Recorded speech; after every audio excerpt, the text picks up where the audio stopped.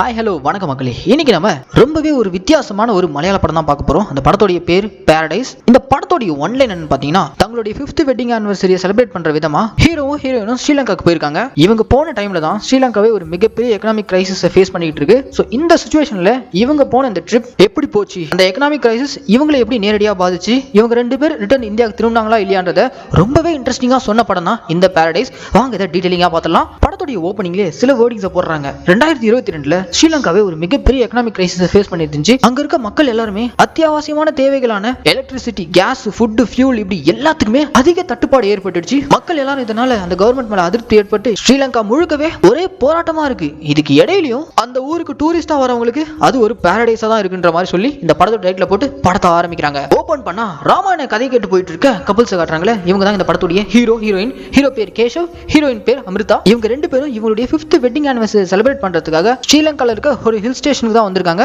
இவங்களுக்கு கைடாவும் டிரைவராவும் வந்திருக்கிறோட பேர் ஆண்ட்ரூ. அவர் தான் இப்ப இந்த ஊரை பத்தி எல்லாம் சொல்லி கூட்டு போயிட்டு இருக்காரு. இவங்க ரெண்டு பேரும் இப்ப முதல் ஸ்பாட்டா போயிருக்கக்கூடிய இடம் ஒரு பெரிய நீர்வீழ்ச்சி. இந்த நீர்வீழ்ச்சி கிட்ட தான் ராவணன் முதல் முறையா இந்தியால இருந்து சீதாவை கிட்னாப் பண்ணிட்டு கொண்டு வந்து இங்க தான் வச்சிருந்தாருன்ற மாதிரிலாம் அந்த கைட் சொல்லிக்கிட்டு இருக்காரு. அந்த அழகான நீர்வீழ்ச்சியை இந்த கப்பிள்ஸ் பார்த்து அப்படியே ரசிச்சுட்டே அடுத்ததா ஒரு குகை மாதிரி இருக்கு, அங்க கூட்டு போயிருக்காரு. அந்த பெரிய குகைக்குள்ளதான் ராவணன் வாழ்ந்ததாவும் கடைசியாவும் அவரை இங்க தான் புதைச்சதாவும் இவர் சொல்லிக்கிட்டு இருக்காரு.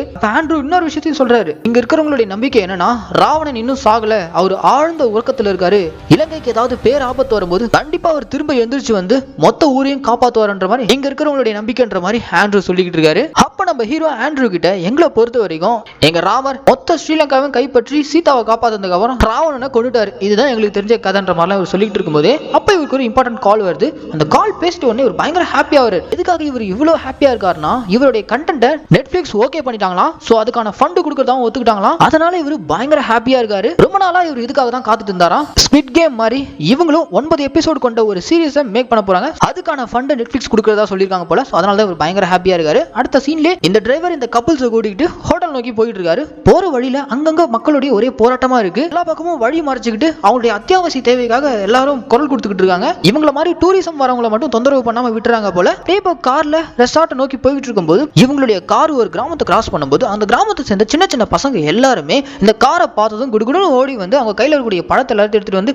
ஹீரோயின் கையில விற்க முயற்சி பண்றாங்க. குழந்தைங்களாம் ஆசையா கொண்டு வந்து கொடுக்கறத ஹீரோயின் பார்த்துட்டு அப்படியே போட்டோ எல்லாம் எடுத்துக்கிட்டு அவங்க கிட்ட அந்த ஃப்ரூட்ஸையும் வாங்கிட்டு நேரா இவங்க ரெசார்ட் வந்து சேர்றாங்க. அங்க வந்ததும் ரெசார்ட்ல ஸ்ரீன்ற ஒரு நபர் வேலை பார்க்கறாரு. அவர் தான் இவங்களுடைய லக்கேஜஸ் எல்லாம் வாங்கிட்டு இவங்களை வெல்கம் பண்ணி ரெசார்ட் குள்ள கூட்டு போறாரு. அந்த ரெசார்ட்டை சுத்தி எங்க பார்த்தாலும் நல்லா பச்சை பசேல்னு ரொம்ப அருமையான ஒரு லொகேஷனா இருக்கு. அதை பார்த்து இவங்க ரசிச்சிட்டு இருக்காங்க. அப்போ இந்த ஸ்ரீன்றவர் இவங்களுக்கான வெல்கம் ட்ரிங்க்ஸ் எடுத்துட்டு வந்து கொடுத்துட்டு இவங்களுக்கு நான்வெஜ் சமைச்சு போறதுக்கு எதுவும் இல்லையா, அதனால காட்டுக்கு போய் வேட்டையாட தான் கொண்டு வரணும், உங்களுக்கு ஓகேவான்ற மாதிரி ஸ்ரீ கேட்க ஓகே தாராளமா நாங்களும் வேட்டைக்கு வரோம்ன்ற மாதிரி இவங்களும் இவங்க கூட ஜாயின் பண்ணிட்டு எல்லாம் ஒண்ணா லோடட் கன்னோட வேட்டையாடுறதுக்காக காட்டுப்பகுதிக்கு போயிருக்காங்க. அங்க போனதும் தூரத்துல ஒரு அழகான மான் இருக்கு. இன்னைக்கு இதுதான் நமக்கான வேட்டைன்னு சொல்லிட்டு ஸ்ரீ ஒரு பக்கம் கன்னை லோட் பண்ணி அதை ஷூட் பண்ணலான்னு பாக்குறாரு. பக்கத்துல நின்றுட்டு இருக்க நம்ம ஹீரோயின் அந்த மான் ரொம்ப அழகா இருக்கிறத இவங்க போட்டோ பிடிச்சிக்கிட்டே இவங்க ஷூட் பண்றதை தடுத்துறாங்க. வேணாம், அந்த மான் பார்க்க ரொம்ப அழகா இருக்கு, அது எதுக்கு தேவையில்லாம நம்ம சுட்டுக்கிட்டு வேணான்ற மாதிரி தடுத்துறாங்க. நான்வெஜ் சாப்பிடணும்னு வேட்டையாட இவ்வளவு தூரம் வந்துட்டு ஆனா அது பார்க்க அழகா அது பாட்டுன்னு மேய்ஞ்சிட்டு இருக்கு, அது எதுக்கு நம்ம டிஸ்டர்ப் பண்ணணும்னு சொல்லிட்டு சுட வேணான்னு விட்டு வர அளவுக்கு ரொம்ப ஒரு இறக்க குணம் கொண்டவங்களா நம்ம ஹீரோயின் இருக்காங்க. அதுக்கப்புறம் இவங்க எல்லாரும் ரெசார்ட்டுக்கு ரிட்டர்ன் திரும்பினதும் நம்ம ஹீரோயின் அவங்க பெட்ரூம்ல இருக்கக்கூடிய விண்டோ வழியா அப்படியே வெளியில இருக்கக்கூடிய ரம்மியமான காட்சிகளை பார்த்து ரசிச்சுட்டு இருக்காங்க. இந்த பக்கம் டின்னரை ஸ்ரீ ப்ரிப்பேர் பண்ணிட்டாரு. அங்க கேண்டில் லைட்ஸ் எல்லாம் வச்சிருக்காரு. இதை பார்க்க ரொம்ப அழகா இருக்குன்ற மாதிரி ஹீரோயின் சொல்ல எங்கேயுமே பெருசா பவர் சப்ளை இல்லைங்க, அதான் மெழுகுவர்த்தி ஏத்தி வச்சிருக்கின்ற மாதிரி போற போக்குல ஸ்ரீ சொல்லிட்டு போக இப்ப நம்ம ஹீரோவும் ஹீரோயினும் இவங்க கண்டென்ட் ஓகே ஆனதுனால செலிப்ரேட் பண்ற விதமா ஒயின்லாம் சாப்பிட்டுட்டு அப்படியே செலிப்ரேட் பண்றாங்க. அடுத்த சீன்ல நம்ம ஹீரோ நெட்ஃபிளிக்ஸ் கண்டென்ட் ஓகே ஆயிடுச்சுல, அதை பத்தி வீடியோ கால்ல பேசிக்கிட்டு இருக்காரு. அவங்க கொடுத்த டெட்லைன் குள்ளவே நம்ம ரிலீஸ் பண்ணிடலாம், நாளைக்கே நான் இதுக்கான ப்ரீ ப்ரொடக்ஷன் வேலையெல்லாம் ஸ்டார்ட் பண்ணிடுறேன்ற மாதிரி கால்ல இருக்கிறவங்க கிட்ட சொல்லிட்டு இவரும் தூங்க வராரு. அப்படியே பெட்ரூம்ல ஹீரோவும் ஹீரோயினும் ரொமான்ஸ்ல ஈடுபடும் போது வெளியில யாரோ பாட்டு பாடுற சத்தம் கேக்குது. யாரோ ஒன்னு இம்ப்ரெஸ் பண்றதுக்காக தான் பாட்டு பாடிட்டு இருக்காங்க. சரி நம்ம வேலையை ஆரம்பிப்போம்னு சொல்லிட்டு இவங்க அப்படியே அன்னைக்கு ராத்திரி போல படுத்துறாங்க. திடீர்னு நடு ராத்திரி கையில கத்தியோட இவங்க ரெண்டு பேரும் வாயை பொத்தி கத்தி முனையில இவங்களை மிரட்டி இவங்க கிட்ட வச்சிருந்த கேட்ஜெட்ஸ் லேப்டாப், போன், டேப் எல்லாத்தையும் திருடிட்டு முகமூடி போட்ட ஒரு 3 பேர் விண்டோ வழியா எஸ்கேப் ஆகி ஓடிறாங்க. உடனே நம்ம ஹீரோவும் ஹீரோயினும் சத்தத்தை எழுப்பி ஹீரோயின் குடுகுடுன்னு ஓடி போயிட்டு ஹோட்டல்லே வேலை செய்யக்கூடிய ஸ்ரீவை போய் எழுப்புறாங்க. அவனும் கையில வேட்டையாடுறதுக்காக வச்சிருக்கக்கூடிய அந்த லோடட் கன்னோட வந்து திருடனுங்க தப்பிச்சு போன அந்த விண்டோ கிட்ட இருந்து பாக்குறாங்க. திருட்டு பசங்க திருடிட்டு எஸ்கேப் ஆயிரானுங்க. அப்பனா அடுத்த நாள் காலையில போல நம்ம ஹீரோ இதனால ரொம்ப அப்செட்ல இருக்காரு. இருக்காரு. ஏன்னா இன்னில இருந்து அந்த கண்டென்ட்கான ப்ரீ ப்ரொடக்ஷன் ஒர்க் எல்லாம் அவருடைய லேப்டாப், போன், டேப் அதெல்லாம் யூஸ் பண்ணி தான் பண்ண வேண்டியதா இருக்கும். ஆனா அது மொத்தமே அவங்க சுட்டிட்டு போயிட்டாங்களே. இந்த கோவத்துல இருக்காரு. ராத்திரி விண்டோ எல்லாம் க்ளோஸ் பண்ணி வச்சிருந்தீங்களான்ற மாதிரி அங்க இருக்கக்கூடிய ஸ்டாஃப்ங்க எல்லாம் கேட்க, நைட் நான் கொஞ்ச நேரம் விண்டோ ஓபன் பண்ணேன், அதுக்கப்புறம் நானே விண்டோ க்ளோஸ் பண்ணிட்டேன், ஏன்னா பயங்கரமா குளிர்ச்சின்ற மாதிரி ஹீரோன்னு சொல்லிட்டு இருக்காங்க. அப்போ உள்ள இருக்க யாரோ தான் விண்டோ ஓபன் பண்ணி விட்டுருக்கணும்ன்ற மாதிரிலாம் ஹீரோ சொல்லிட்டு இருக்க, அங்க இக்பால்ன்ற குக்கு வந்து, சார் நீங்க இவ்வளவு சந்தேகப்படுறீங்கன்னா ஏன் போலீஸ்க்கு இன்ஃபார்ம் பண்ணக்கூடாதுன்னு சொல்லிட்டு இருக்கான். ராத்திரி யாரோ பாட்டு பாடுற சத்தம் நம்ம ஹீரோக்கும் ஹீரோயினுக்கும் கேட்டுச்சுல, அது இந்த குக் இக்பால் தான் பாடினாராம். இப்ப அடுத்த சீன்லயே இந்த டிரைவர் நம்ம ஹீரோ ஹீரோயினை கூட்டிட்டு பக்கத்துல இருக்க போலீஸ் ஸ்டேஷன் போய் திருட்டு போன விஷயத்தை பத்தி இன்ஃபார்ம் பண்ண, அங்க இருக்கக்கூடிய போலீஸ் ஆபீசர் சர்ஜன் பந்தாரான்றவர் சிங்கள போலீஸ், அவருக்கு இவங்க பேசுற பாஷையே புரியல, நடுவுல டிரான்ஸ்லேட்டர் மாதிரி இருந்து தான் இவருக்கு சொல்லி புரிய வைக்கிறாங்க. அவர் சிங்கள பாஷையிலே செம்ம டென்ஷனா, நாட்டுல இருக்கிற பிரச்சனை பத்தாதுன்னு இவனுங்க வேற லேப்டாப் காணோம், போனை காணோம் வந்துட்டானுங்கன்ற மாதிரி கடுப்புல உட்காந்துட்டு இருக்காரு. சார் நீங்க உடனே கம்ப்ளைண்ட் எடுத்துட்டு ஆக்ஷன் எடுத்து என் பொருள் எல்லாம் மீட்டு கொடுக்கலனா இந்தியால ஹையர் கமிஷனர் லெவலுக்கு எனக்கு தெரியும், அங்க இருந்து உங்களுக்கு கால் வரும்ன்ற மாதிரி நம்ம ஹீரோ மறைமுகமா மிரட்ட, சரி சரி நான் ஆக்ஷன் எடுக்கிறேன்ற மாதிரி இந்த சர்ஜன் பந்தாரா அந்த திருட்டு பசங்களை தேடி போக, ஸ்டேஷன்ல நம்ம ஹீரோவும் ஹீரோனும் வெயிட் பண்ணிட்டு இருக்காங்க. இவங்க கொடுத்த பிரஷர்னால அந்த இன்ஸ்பெக்டர் ஈழத்தமிழர்கள் வாழ்ற பகுதியில இருந்து ஒரு 3 பேரை சஸ்பெக்ட் பண்ணி ஸ்டேஷனுக்கு கூட்டு வந்திருக்காரு. நேத்து ராத்திரி ஹோட்டல் ரூமுக்குள்ள புகுந்து உங்களுடைய கேட்ஜெட்ஸ் எல்லாம் திருடுந்து இவங்க தானே பார்த்து சொல்லுங்கன்ற மாதிரி போலீஸ் கேட்க, நம்ம ஹீரோயின் அந்த 3 பேருடைய முகத்தையும் பார்த்துட்டு, இல்ல என்னால கரெக்டா சொல்ல முடியல, ஏன்னா அவங்க முகத்தை ஃபுல்லா கவர் பண்ணிருந்தாங்க, என்னால இவங்க தான் திருடுனாங்கன்னு ஸ்ட்ராங்கா சொல்ல முடியாதுன்ற மாதிரி ஹீரோயின் சொல்லிடுறாங்க. ஆனா நம்ம ஹீரோ திருடுனது இவங்க தான், என்னால ஷுவரா சொல்ல முடியும்ன்ற மாதிரி சொல்லிடுறாரு. ஹீரோயினுக்கு ஒண்ணும் புரியல, ஏன்னா வந்த திருடர்கள் முகத்தை மூடினாங்க, ஃபுல்லா இருட்டு வேற, முகம் பார்க்க வாய்ப்பே கிடையாது. ஆனா இவர் இப்படி சொல்லிடுறாரு.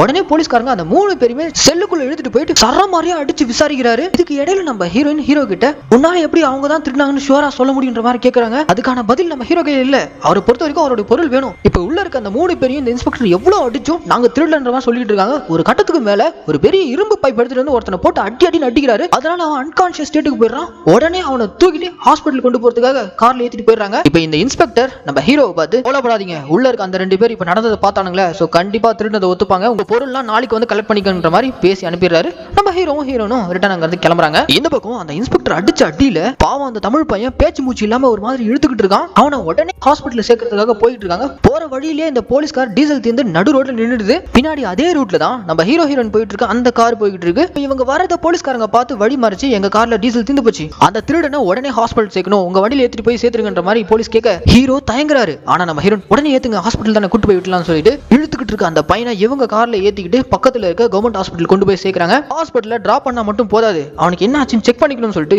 மனிதாபிமானத்தோட நம்ம ஹீரோயின் உள்ள போய் செக் பண்ண போயிருக்காங்க. ஆனா நம்ம ஹீரோக்கு இதெல்லாம் சுத்தமா பிடிக்காம ஒரு வெளியிலே நின்னுட்டு இருக்காரு. இப்ப ஹாஸ்பிட்டல் உள்ள அவனை அட்மிட் பண்ணிட்டு ரிட்டர்ன் நம்ம ஹீரோவும் ஹீரோயினும் அங்க இருந்து கிளம்புறாங்க. அப்படி போகும்போது நம்ம ஹீரோ ஒரு பக்கம் புலம்பிக்கிட்டே போறாரு. சுத்தி ஏன்னா எல்லா பக்கமும் அற போராட்டம் போய்கிட்டு இருக்கு. தேவையில்லாம இப்படி ஒரு மோசமான சிச்சுவேஷன்ல இந்த ஊருக்கு வந்து மாட்டிட்டோமோ, ஊராயுது நம்ம 5th வெட்டிங் ஆனிவர்சரிக்கு எங்கேயா வரணும் அப்படின்ற மாதிரி புலம்பிக்கிட்டு இருக்க, பின்னாடி இருந்து நம்ம ஹீரோயின், நீ தான் இந்த சிச்சுவேஷன்ல போனாதான் எல்லாமே சீப்பா கிடைக்கும்னு கூட்டு வந்த அப்படின்ற மாதிரி நோஸ் கட் பண்ணி போயிட்டு இருக்காங்க. அண்ட் இப்ப நம்ம ஹீரோ டெம்பரவரியா யூஸ் பண்றதுக்கு ஒரு போன் வாங்கி ஆகணும். அதனால அங்க இருக்கக்கூடிய ரீட்டைல் ஷாப் போயிட்டு ஒரு மொபைல் வாங்கிட்டு ரிட்டர்ன் வந்துகிட்டு இருக்கும்போது வர வழியில இந்த கேஸ் இன்வெஸ்டிகேட் பண்ற போலீஸ் ஆஃபீஸர் இருக்கார்ல, அவர் இவங்க காரை வழி மறிச்சு, சார் ஹாஸ்பிட்டல் அட்மிட் பண்ண அந்த திருட்டு பையன் தான் திருடுன்ற மாதிரி ஒத்துக்கிட்டு சைனை போட்டான், 40 இயர்ஸ் எக்ஸ்பீரியன்ஸ் சும்மா விட்டுருவனா அப்படின்ற மாதிரி அந்த இன்ஸ்பெக்டர் சொல்லிட்டு இருக்க. அதெல்லாம் இருக்கட்டும், என் பொருள் எப்ப கிடைக்குன்ற மாதிரி ஹீரோ கேட்க, நாளைக்கு காலையில வந்து ஸ்டேஷன்ல கலெக்ட் பண்ணிக்கோன்ற மாதிரி பேசி அனுப்புறாரு. அப்படியே அன்னைக்கு ஈவினிங் போல இவங்க எல்லாம் ரிட்டர்ன் ரெசார்ட்டுக்கு திரும்புறாங்க. கட் பண்ணா அடுத்த நாள் காலையில போல நம்ம ஹீரோவும் ஹீரோயினும் திருடு போன இவங்களுடைய பொருள் எல்லாம் கலெக்ட் பண்றதுக்காக போலீஸ் ஸ்டேஷன் நோக்கி போயிட்டு இருந்தா, அங்க ஸ்டேஷன் வாசல்ல அந்த ஊரை சேர்ந்த தமிழ் இளைஞர்கள் எல்லாம் அந்த போலீஸ் ஸ்டேஷனை முற்றுகையிட்டு போராட்டம் பண்ணிட்டு இருக்காங்க. என்ன காரணம்னா, இந்த இன்ஸ்பெக்டர் 3 அப்பாவி தமிழ் பசங்களை கூட்டு வந்து போய் கேஸ் போட்டு ஒருத்தனை அடிச்சு ஹாஸ்பிட்டல்ல சீரியஸா இருக்கான், இன்னும் 2 பேர் உள்ள வச்சிருக்கானுங்க. சோ இதை எதிர்த்து அவங்களை ரிலீஸ் பண்ண சொல்லி வந்து போராட்டம் பண்ணிட்டு இருக்காங்க. அவங்க 3 பேர் மேல கேஸ் கொடுத்ததே நம்ம ஹீரோவும் ஹீரோயின் தான். அந்த கூட்டத்தை கிராஸ் பண்ணி ஸ்டேஷனுக்குள்ள வந்ததும் இன்ஸ்பெக்டர் கிட்ட எங்க பொருள்லாம் எங்கன்ற மாதிரி அதே தான் நம்ம ஹீரோ கேக்குறாரு. அதுக்கு இந்த இன்ஸ்பெக்டர் பம்மிக்கிட்டே, இந்த பாருங்க ஹாஸ்பிட்டல் இருக்கிறவன் நான் திருடுனா ஒத்துக்கிட்டான், ஆனா ஸ்டேஷன்ல இருக்க இந்த 2 பேர் எவ்வளவு கேட்டாலும் அவங்க திருடலன்னு தான் சொல்லிட்டு இருக்காங்க, எங்களால உங்களுடைய பொருட்களை இன்னும் மீட்க முடியல, வெளியில வேற தமிழ்நாட்கள்லாம் வந்து போராட்டம் பண்ணிட்டு இருக்காங்க, இப்போ நீங்க ஸ்டேஷனுக்குள்ள இருக்கிறது சுத்தமா சேஃப் இல்ல, தயவு செஞ்சு நீங்க ரிட்டர்ன் ஹோட்டலுக்கு போங்க, நாளைக்கு ஈவினிங் குள்ள உங்க பொருள்லாம் கிடைச்சிடும்ன்ற மாதிரி பேசி அனுப்பிடுறாரு. அன்னைக்கு ராத்திரி போல இவங்க 2 பேர் ரெசார்ட் வந்துடுறாங்க. ஒரு பக்கம் நம்ம ஹீரோ நார்மலா இருக்காங்க, ஆனா ஹீரோவால அப்படி இருக்க முடியல, அவர் ஒரு மாதிரி டென்ஸ்டாவே இருக்காரு. அடுத்த நாள் நம்ம ஹீரோயின் இவங்க தங்கிருக்கக்கூடிய அந்த ரெசார்ட்டோட கார்டன் ஏரியால அழகான மானை விண்டோ வழியா பாக்குறாங்க. இந்த மானை தான் சுட வேணாம்னு சொல்லிட்டு வந்திருப்பாங்க. சோ அந்த மான் அங்க வந்திருக்கிறத பார்த்ததும் வெளியே ஓடி வந்து பாக்குறாங்க, அந்த மானை ஆள காணோம். உடனே இவங்க அது எந்த திசையில போயிருக்குன்னு சொல்லிட்டு அப்படியே அந்த வழியா போய் பாக்குறாங்க. அங்க மேல வழியில கார் டிரைவர் ஆண்ட்ரூ அந்த பக்கம் கிராஸ் ஆகுறாரு. உடனே அவரை கை காமிச்சு ஸ்டாப் பண்ணி அவர்கிட்ட ஓடி போய் நம்ம ஹீரோயின், நாம இன்னைக்கு சுட வேணான்னு விட்டோம்ல, அந்த மான் நான் உயிரோட இருக்கேன்னு காட்டுற விதமா நம்ம ரெசார்ட் கிட்ட வந்து போச்சுன்ற மாதிரிலாம் எக்ஸைட்மெண்டோட சொல்லிக்கிட்டு இருக்க. ஓ அப்படிங்களா மேடம், செம்ம, சரி வாங்க, இந்த ஊர்லயே நீங்க பார்க்க வேண்டிய அழகான விஷயம் நிறைய இருக்குன்னு சொல்லிட்டு ஹீரோயின் ஹீரோனை கூட்டிட்டு அந்த ஊர்ல இருக்கக்கூடிய ஒரு சூப்பரான லொகேஷனுக்கெல்லாம் இவர் கூட்டு போயிட்டு இருக்காரு. இந்த பக்கம் ரெசார்ட்ல நம்ம ஹீரோ திருட்டு போன கேட்ஜெட்ஸ் இன்னும் கிடைக்கல. இதனால இவருடைய ஒர்க் எதுவும் ஸ்டார்ட் பண்ண முடியல. ஒரு பக்கம் அந்த ஊர் முழுக்க எங்க பார்த்தாலும் ஒரே கலவரம். இப்படி ஒரு டென்ஷன்ல இருக்காரு. ஆனா நம்ம ஹீரோன் இது எதையும் தலையில ஏத்திக்காம எதுக்கு வந்தமோ அதை என்ஜாய் பண்ற விதமா டிரைவர் ஹேண்ட்ரூ மூலியமா ஊரெல்லாம் சுத்தி பார்த்துட்டு வராங்க. அன்னைக்கு ராத்திரி போல ஹஸ்பண்ட் அண்ட் ஒய்ஃப் ரெண்டு பேரும் டின்னர் சாப்பிட்டுட்டு இருக்கும்போது ஹீரோயின் எதுவும் நடக்காத மாதிரி ஹாப்பியா இருக்காங்க. ஆனா ஹீரோவால அப்படி இருக்க முடியல. இவ்வளவு குரூஷியலான சிச்சுவேஷன்ல உன்னால எப்படி இவ்வளவு ஹாப்பியா இருக்க முடியுது? அதுக்காக உன்ன மாதிரி நான் எப்பவும் உருனே இருக்க சொல்றியா அப்படின்ற மாதிரி நம்ம ஹீரோன் ரொம்ப கேர்ஃபுல்லா இருக்காங்க. அன்னைக்கு ராத்திரி போல ஹஸ்பண்ட் அண்ட் ஒய்ஃப் ரெண்டு பேரும் பெட்ரூம்ல தூங்கிட்டு இருக்கும்போது இந்த ஹோட்டலோட குக் இக்பால் இருக்கான அவரு வழக்கம் போல ராத்திரில பாட ஆரம்பிச்சாரு. இது நம்ம ஹீரோவை பயங்கரமா இரிட்டேட் பண்ணுது. வேகமா வந்து இவங்க கிட்ட ஹார்ஷா கத்துவாருன்னு பார்த்தா ஆனா அதை பண்ணாம அங்க இருக்க டிரைவர் கிட்ட நாளைக்கு ஈவினிங் வரைக்கும் அந்த போலீஸ்காரன் டைம் கேட்டிருக்காங்க. சோ அது வரைக்கும் நம்மளுடைய ராமாயண ட்ரிப்பை நம்ம கண்டினியூ பண்ணுவோம் அதை சொல்றதுக்காக தான் வந்து சொல்லிட்டு அவங்க கிட்ட லோக்கல் சரக்கு இருக்கு அதை வாங்கி ஒரு பெக் அடிச்சுட்டு கிளம்பிடுறாரு. கட் பண்ணா அடுத்த நாள் போல இவர் கேட்டது போலவே இந்த டிரைவர் ஹேண்ட்ரூ இவங்க ரெண்டு பேரையும் கூட்டிட்டு அந்த ஊர்ல இருக்க பிரசித்தி பெற்ற ஹனுமார் கோயிலுக்கு தான் கூட்டு போயிருக்காரு. அந்த கோயிலுக்குள்ள போனதும் அந்த இடத்துல வச்சு இவர் வழக்கம் போல புராண கதைகள் நம்ம ஹீரோயின் கிட்ட சொல்ல ஆரம்பிக்கிறாரு. இந்த மாதிரி ராவணன் சீதாவை கடத்தி கொண்டு வந்து இங்க வச்சதும் ரொம்ப நாளா அவங்க இருட்டிலே தான் இருந்தாங்க. இந்த இடத்துல தான் அவங்க முதல் முறையா சூரிய ஒளியை பார்த்தாங்க. அப்போ அவங்க வானத்தை பார்த்து கடவுள்கிட்ட அழுதபடி என்னை காப்பாத்த யாராவது அனுப்புங்கன்ற மாதிரி கேட்டாங்க. இந்த இடத்துல வச்சுதான் ஹனுமார் முதல் முறையா சீதாவை பார்த்ததா புராணத்துல இருக்குன்ற மாதிரிலாம் இந்த டிரைவர் ஹேண்ட்ரூ சொல்லிக்கிட்டு இருக்க. இதை கேட்டதும் நம்ம ஹீரோயின் பொதுவாவே பெண்களுக்கு ஏதாவது பிரச்சனைனா அவங்க உடனே அழுது புலம்பி ஆண்களுடைய உதவி தான் நாடுவாங்கல்ல. இப்படி ஹீரோயின் கேட்ட கேள்விக்கு அதுக்கு நம்ம ஹேண்ட்ரூ அவரால் எப்படி ரியாக்ட் பண்றது தெரியாம அந்த காலத்துல அப்படி இருந்திருக்கலாம் மேடம் அப்படின்ற மாதிரி இவர் சமாளிக்க அந்த இடத்துல நம்ம ஹீரோயின் இந்த ராமாயணம் இருக்கே அது 300 வெர்ஷன்ஸ்ல இருக்கு. ஜெயின் வெர்ஷன்ஸ்ல என்ன சொல்றாங்கன்னா சீதா ராவணனை நேருக்கு நேர் எதிர்த்து நின்னு சண்டை போட்டு ராவணனை வீழ்த்தி இருக்கா. ராவணனுடைய உயிர் சீதாவுடைய மடியில தான் போயிருக்குன்ற மாதிரி இப்படி ஒரு வெர்ஷன் இருக்கு. நீங்க கேட்டிருக்கீங்களான்ற மாதிரி ஹீரோயின் சொல்ல இதை கேட்டதும் ஒரு மாதிரி ஷாக் ஆயிராரு. அதனால இதை ஏத்துக்க முடியல அப்படின்ற மாதிரி ஹீரோயின் ஒரு மாதிரி நக்கலா சிரிச்சுட்டு அங்க இருந்து கிளம்பிடுறாங்க. அப்படியே கட் பண்ணா இந்த பக்கம் ஹாஸ்பிட்டல்ல போலீஸால அடிபட்ட அந்த தமிழ் பையன் இருக்காங்க அவனுக்கு ரொம்ப சீரியஸ் ஆயிடுது. உடனே டாக்டர்ஸ் எல்லாம் சேர்ந்து அவனுக்கு ஆக்சிஜன் எல்லாம் வைக்கிறாங்க. அந்த சமயம் பார்த்து கரண்ட் கட் ஆயிடுது. போயிட்டு உடனே ஜெனரேட்டர் ஆன் பண்ண சொல்றாங்க. ஜெனரேட்டர்லயும் டீசல் இல்ல. இப்படி இந்த பையனுடைய உயிர் இங்க ஊசல் ஆடிக்கிட்டு இருக்க. இந்த பக்கம் நம்ம ஹீரோவும் ஹீரோயினும் அங்க கோயிலுக்குள்ள சுத்திக்கிட்டு இருக்காங்க. அப்ப அங்க நம்ம ஹீரோ இன்ஸ்பெக்டருக்கு நம்ம நிறைய டைம் கொடுத்தாச்சு வாங்க உடனே ஸ்டேஷனுக்கு போய் என்ன ஏதுன்னு விசாரிக்கலாம்ன்ற மாதிரி இவங்க இங்க இருந்து ஸ்டேஷனுக்கு கிளம்ப கட் பண்ணா இந்த பக்கம் ஹாஸ்பிட்டல்ல அந்த பையன் இறந்துட்டான். அவனுடைய பாடியை தூக்கிட்டு போராட்டம் பண்ணிட்டு அந்த ஊர்க்காரங்க எல்லாம் வந்துட்டு இருக்காங்க. அந்த பையனுடைய பாடி அங்க வச்சதும் அங்க அவங்க அம்மா வந்து கதறி கதறி அழுதுட்டு இருக்காங்க. அப்பாவி பையனை கொண்டுட்டாங்களே இவனுடைய சாவுக்கு காரணமானவங்களை ஒருத்தரும் விடக்கூடாதுன்ற மாதிரி தமிழ்காரங்க எல்லாம் சேர்ந்து பயங்கரமா போராட்டம் பண்ணிட்டு இருக்காங்க. அன்னைக்கு ஈவினிங் போல அந்த ஊர்க்காரங்க எல்லாம் ஒண்ணு கூடி வந்து இந்த லோக்கல் போலீஸ் ஸ்டேஷனை சர்ற மாதிரியா தாக்க ஆரம்பிச்சாங்க. உடனே ஸ்டேஷன்ல இந்த போலீஸ்காரங்க எல்லாம் உயிருக்கு பயந்து வந்து திருச்சி ஓட ஆரம்பிச்சாங்க. கட் பண்ணா இந்த பக்கம் அந்த ஸ்டேஷன் நோக்கி வந்துட்டு இருக்க நம்ம ஹீரோவுடைய காரை அந்த ஸ்டேஷனை சேர்ந்த போலீஸ்காரங்க இன்ஸ்பெக்டர் பாந்தாரா அவங்க எல்லாருமே வழிமறிச்சு நின்று தயவு செஞ்சு ஸ்டேஷன் பக்கம் மட்டும் போயிடாதீங்க ஊர்க்காரங்க எல்லாரும் எங்க மேலேயும் உங்க மேலேயும் கொலை வெறியில இருக்காங்க. அந்த தமிழ் பையன் ஹாஸ்பிட்டலே இறந்துட்டான்ற விஷயத்த சொல்ல இது கேட்டதும் உள்ள இருக்க நம்ம ஹீரோன் ஷாக் ஆகுறாங்க. ஆனா நம்ம ஹீரோக்கு அதை பத்தி எல்லாம் கவலை இல்ல. இப்ப இந்த இன்ஸ்பெக்டர் நான் உங்களுக்கு பாதுகாப்பு கொடுக்குறேன்ற மாதிரி இவரும் இவங்க கார்ல ஏறிக்கிறாங்க. இப்ப இவங்க போயிட்டு இருக்கும் போதே நம்ம ஹீரோன் அந்த போலீஸ்கார் கிட்ட அந்த பையனுடைய சாவுக்கு காரணம் நாம தானே. அதுக்கு அந்த போலீஸ் அப்படிலாம் இல்ல மேடம் ஹாஸ்பிட்டல்ல அந்த பையனுக்கு சீரியஸ் ஆனதும் ஆக்சிஜன் வச்சிருக்காங்க ஆனா பவர் கட் ஆயிருக்கு ஜெனரேட்டர்ல டீசலும் இல்ல அது இல்லாம அந்த பையனால உங்களுக்கு தான் ட்ரபிள் அப்படின்ற மாதிரி கொஞ்சம் கூட மனிதாபிமானமே இல்லாம இந்த போலீஸ் சொல்ல மனுஷங்களுடைய உயிருக்குன்னு ஒரு வேல்யூ இருக்குல்ல நீங்க இப்படிலாம் பேசுறீங்கன்ற மாதிரி ஹீரோயின் கேட்க அதுக்கு அந்த போலீஸ் ரொம்ப சிம்பிளா எது அந்த பையனுடைய உயிருக்கு வேல்யூவா எலெக்ஷன் டைம்ல ஒரே ஒரு ஓட்டு அதுதான் மொத்த வேல்யூமே மத்தபடி வேற ஒரு மண்ணும் இல்லன்ற மாதிரி இந்த ஆளு நக்கல் பண்ணி சிரிச்சுக்கிட்டு வரான். ஆக்சுவலா அந்த பையனுடைய சாவுக்கு காரணம் இவங்க மட்டும் இல்ல மொத்த கவர்மெண்டே தான். ஏன்னா ஹாஸ்பிட்டல் அட்மிட் பண்ணப்பட்ட அந்த பையனுக்கு ஆக்சிஜன் தேவைப்பட்டிருக்கு ஆக்சிஜன் வைக்கும்போது பவர் கட் ஆயிருக்கு ஜெனரேட்டர்லயும் டீசல் இல்ல. இந்த மொத்த கண்ட்ரிலயுமே மிகப்பெரிய அளவிலான எக்கனாமிக் கிரைசிஸ் அதனாலதான் எல்லாமே பற்றாக்குறையா இருக்கு. அதுவே ஒரு பையனுடைய உயிரையே குடிச்சிருக்கு. இந்த பாயிண்ட் ஆஃப் வியூல பார்த்தா அவன் தான் திருடிட்டு போனான்னு கேஸ் கொடுத்த நம்ம ஹீரோ அவனை அடிச்சு விசாரிச்ச போலீஸ் அவங்களோட சேர்த்து இந்த மொத்த ஸ்ரீலங்கன் கவர்மெண்டே தான் அந்த தமிழ் பையனுடைய இறப்புக்கு காரணம். இது எல்லாமே நம்ம ஹீரோனுக்கு புரியுது. அதனால நேரா ஹீரோ கிட்ட இருந்து அடுத்து என்ன பண்ணலாம்னு கேட்கும்போது இதுக்கு மேலலாம் நம்ம கேட்ஜெட்ஸ் திரும்ப கிடைக்குமான்னு தெரியல நம்ம ரிட்டர்ன் நம்மளுடைய ஊருக்கு போறதா நமக்கு நல்லதுன்ற மாதிரி ரொம்ப கேஷுவலா சொல்ல இதை கேட்டது நம்ம ஹீரோ நான் அதை பத்தி கேட்கல நம்மளால செத்து போனே அந்த பையன் அவனுக்கு நம்ம என்ன பண்ண போறோம். இதை கேட்டது நம்ம ஹீரோ டென்ஷன் ஆரு. ஹே என்ன உளர்ற அந்த பையன் நம்ம பொருள் எல்லாம் திருடி இருக்கான்ற மாதிரி ஹீரோ சொல்ல அதனால எப்படி அந்த பையன் தான் திருடான்னு ஷுவரா சொல்ல முடியும். திருட வந்தவனுங்க ஃபுல்லா முகத்தை கவர் பண்ணிருந்தாங்களேன்ற மாதிரி ஹீரோ லாஜிக்கா கேட்க அதுக்கு நம்ம ஹீரோ இங்க பாரு செத்து போன அந்த பையன் தான் திருடினதா இன்ஸ்பெக்டர் கிட்ட சைன் போட்டு கொடுத்துருக்கான். அவன் சைன் பண்ணும்போது கான்ஷியஸோட தான் பண்ணிருப்பான்னு என்ன கேரண்டின்ற மாதிரி ஹீரோயின் கரெக்டா கேக்குறாங்க. நான் இவர் கொடுத்த ஒரு பொய்யான அலிகேஷனால ஒருத்தனுடைய உயிர் போயிருக்கு. இந்த பதட்டம் கொஞ்சம் கூட நம்ம ஹீரோக்கு இல்ல. அவர் ரொம்ப சுயநலமா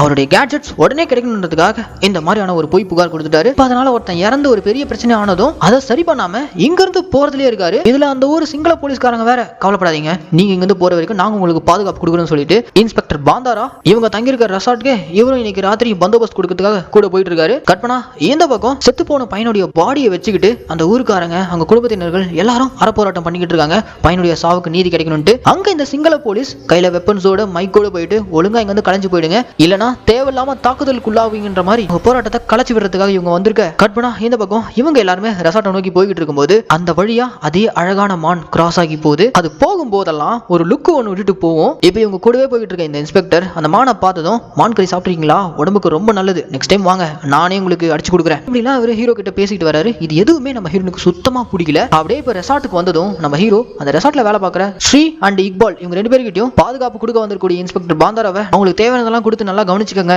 கிட்ட இருக்கக்கூடிய லோக்கல் சார்க்கையும் அவங்க கிட்ட கொடுங்கன்ற மாதிரிலாம் சொல்லிட்டு போயிடுறாரு. உள்ளுக்குள்ள ஹஸ்பண்ட் அண்ட் ஒய்ஃப் ரெண்டு பேரும் டின்னர் சாப்பிட்டுட்டு இருக்கும்போது வெளியில கன் ஷாட் சத்தம் கேட்குது. என்னன்னா இவங்க பாதுகாப்பு கொடுக்க வந்திருக்கூடிய அந்த போலீஸ்காரங்களுக்கு ஸ்ரீ மூலியமா மான வேட்டையாடி சமைச்சு கொடுக்க நம்ம ஹீரோ சொல்லியிருக்காரு போல.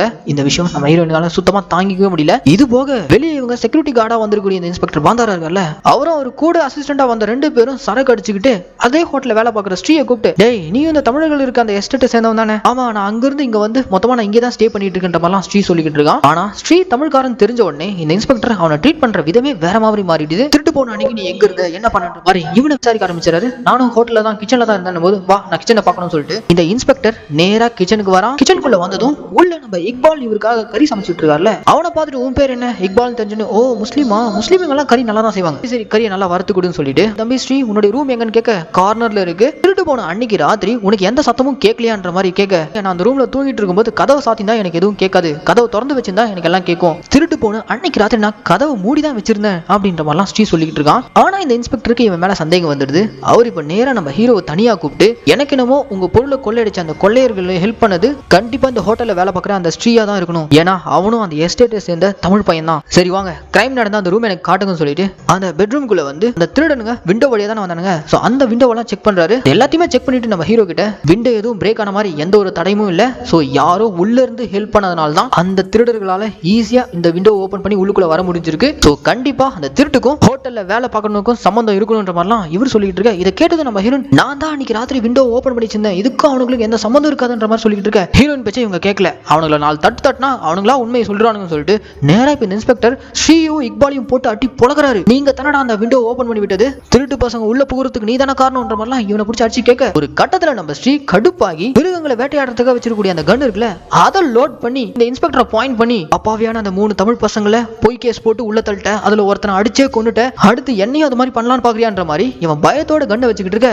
அந்த ரூம்குள்ள இருக்க எல்லாரும் பதட்டமா இருக்க. ஹீரோயின் ஒரு பக்கம், வேணா ஸ்ரீ எது வந்தாலும் பேசிக்கலான்ற மாதிரி சொல்லிட்டு இருக்க. கொஞ்சம் அசந்த நேரமா போது இந்த இன்ஸ்பெக்டர் ஸ்ரீ கையில இருக்கக்கூடிய கண்ணை புடுங்கி அதை அப்படியே தவறி டேபிளுக்கு இந்த பக்கம் இருக்க நம்ம ஹீரோயின் கைக்கு வந்துடுது. இந்த இன்ஸ்பெக்டர் இருடா உங்களை சும்மா விட போறது இல்லைன்னு சொல்லிட்டு ரெசார்ட்டுக்கு வெளியில இருக்கக்கூடியவருடைய கண்ணை எடுக்கிறதுக்காக வந்தா அங்க தமிழ்காரங்க எல்லாம் சுத்து போட்டுருக்காங்க. அவனுங்க ஒரு பக்கம் அங்க கையில கிடைக்கிற பொருள் எல்லாம் தூக்கி இந்த போலீஸ் மேல வீசி அடிச்சுக்கிட்டு இருக்க. ஆல்ரெடி போதையில இருக்கக்கூடிய இந்த இன்ஸ்பெக்டர் இவங்களை பார்த்து சரமாரியா ஷூட் பண்ணிக்கிட்டு இருக்கான். வந்த கும்பல்ல இருந்து எவனோ ஒருத்தன் ஒரு கோடாரி தூக்கி இந்த இன்ஸ்பெக்டர் மேல வீச, அவ்வளவுதான் அந்த கோடாரி சொருவி அப்படியே அவன் மயங்கி விழுந்துறாரு. இந்த சத்தம் இதெல்லாம் கேட்டுட்டு நம்ம ஹீரோ வெளியில வந்து இன்ஸ்பெக்டர் குத்து வாங்கி அங்க கீழே விழுந்திருக்க பார்த்ததும் நமக்கும் இந்த மாதிரி ஆயிடக்கூடாதுன்னு பயத்தோடவே நம்ம ஹீரோ அவருடைய கண்ணை எடுத்து எஸ்டேட் காரங்களை நோக்கி சரமாரியா ஷூட் பண்ண ஆரம்பிச்சிடாரு. இத பின்னாடி இருந்து பார்த்துக்கிட்டு ஹீரோனால பொறுத்துக்க முடியல, ஏன்னா ஒருத்தரால அங்க பல பேரோட உயிர் போயிட்டு இருக்கு. அதனால பாரபட்சமே பார்க்காம தான் ஹஸ்பண்ட் கூட பார்க்காம இவங்க கையில இருக்கக்கூடிய கண்ணால தான் ஹஸ்பண்ட் தலையிலேயே ஷூட் பண்ணிடுறாங்க. அவ்வளவுதான். அதுக்கப்புறம் நம்ம ஹீரோன் பயங்கரமா கதறி கதறி அழுதுட்டு இருக்காங்க. யோசிச்சு பாருங்க, படத்தோடைய ஆரம்பத்துல சாப்பிடுறதுக்காக மான வேட்டையாட காடு வரைக்கும் போயிட்டு அங்க அந்த மான் ரொம்ப அழகா துள்ளி திரிஞ்சுக்கிட்டு இருக்கு. நம்ம ஒருவேளை சாப்பாட்டுக்காக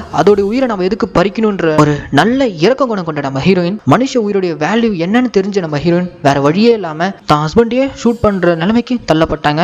கட் பண்ணா நடந்த இந்த சம்பவத்தை பத்தி ஸ்டேஷன்ல கூப்பிட்டு விசாரிக்கிறாங்க. நம்ம ஹீரோயின், ஆமா நான் தான் பண்ணேன், ஆனா அது எப்படி நடந்துச்சுன்னு எனக்கு தெரியலன்ற மாதிரி பயங்கரமா ஃபீல் பண்ணி சொல்ல, அடுத்ததா டிரைவர் ஆண்ட்ரூ அவரை கூப்பிட்டு விசாரிக்கிறாங்க. ஒரு கண்ணால பார்த்ததா என்ன சொல்லிட்டு இருக்காருன்னா, இந்த மாதிரி எஸ்டேட் காரங்க எல்லாம் வந்து பயங்கரமா தாக்குனாங்க, அதனால ஹீரோயின் ஹஸ்பண்ட் கேஷவ் கன் எடுத்து அவங்க மேல சரமாரியா ஷூட் பண்ண. இந்த தாக்குதல் போயிட்டு இருக்கும் போதே பின்னாடி இருந்த கேஷவோடைய மனைவி தான் ஹஸ்பண்டுக்கு எதுவும் ஆகக்கூடாதுன்ற பதட்டத்துல எஸ்டேட் காரங்களை நோக்கி ஷூட் பண்ண போது தெரியாம குறுக்க கேஷவ் வந்துட்டாரு. சோ இது ஒரு ஆக்சிடென்டா நடந்ததுன்ற மாதிரிலாம் இவரு மாத்தி சொல்லிடுறாரு. எல்லா ஃபார்மாலிட்டிஸும் முடிஞ்சதும் நம்ம ஹீரோயினை விட்டுறாங்க.